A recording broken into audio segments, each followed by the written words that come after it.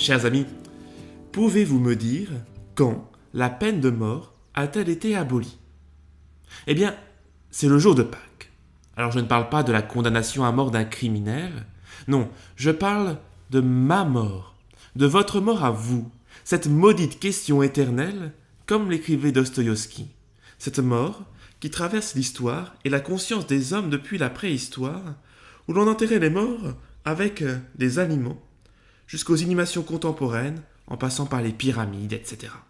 Cette nuit de Pâques, la mort a été abolie. Le Christ est ressuscité, la mort est vaincue.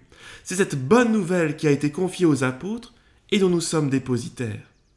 Au fond, peu nous importe que Jésus ait vécu il y a 2000 ans. Ce n'est pas cela qui fait de nous des chrétiens. Si nous sommes chrétiens, c'est parce que nous croyons que Jésus est vivant. C'est d'ailleurs ainsi que le gouverneur Festus explique au roi Agrippa le litige entre saint Paul et les Juifs du Sanhédrin. Souvenez-vous, ils avaient seulement avec lui je ne sais contestation sur leur religion, touchant un certain Jésus qui est mort et que Paul affirme être en vie. Dans notre première lecture, il est question de la rencontre entre Pierre et le centurion Corneille. Et quelle est la bonne nouvelle que Pierre annonce? C'est le cœur de la foi, ce que l'on appelle le kérigme. Elle se compose de 3 éléments. Premier, Jésus est l'envoyé de Dieu consacré par l'Esprit Saint. Le deuxième, il a été condamné à mourir, mais il est ressuscité. Troisième, il est apparu après sa résurrection et a chargé ses disciples de témoigner qu'en lui, tout homme qui croit reçoit le pardon de ses péchés. C'est bien cette annonce qui pousse Corneille à se convertir et demander le baptême pour lui et tous ceux qui l'entourent. Oui, Christ est ressuscité, Jésus nous l'avait promis. Je suis la résurrection. Si tu crois, tu verras la gloire de Dieu. Et l'évangile de ce jour nous donne le premier indice, le tombeau vide. C'est un événement historique, réel, qui a eu lieu.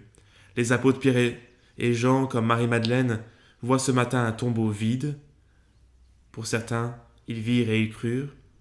Puis Jésus leur apparaît, ils l'ont touché, ont mangé avec lui. De leur témoignage transmis, de génération en génération, eh bien nous recevons cette nouvelle. Jésus est ressuscité, Jésus est vivant, Jésus a vaincu la mort. Et souvenez-vous de la promesse de Jésus faite à Marthe, la sœur de son ami Lazare. Je suis la résurrection, qui croit en moi, même s'il meurt, vivra. C'est un événement de grâce, le tombeau est vide. Pourquoi cherchez-vous parmi les morts celui qui est vivant? Il n'est pas ici, il est ressuscité. Oui, Christ est ressuscité. Oui, chers amis, soyons saisis par l'annonce de la résurrection du Christ. Laissons éclater notre joie, une joie qui vient du plus profond de nos entrailles, du plus profond de notre cœur. Le Christ est ressuscité. Les portes du royaume des cieux s'ouvrent. La mort est vaincue. Nous sommes sauvés par le Christ. Chers amis, tendons vers les réalités d'en haut et non vers celles de la terre, comme nous l'invite saint Paul. Accueillons la vie qui nous vient de Dieu et sachons en être les témoins, car cette nouvelle a changé la face de la terre, a changé notre vie. Christ est ressuscité. Christ est vraiment ressuscité. Alléluia.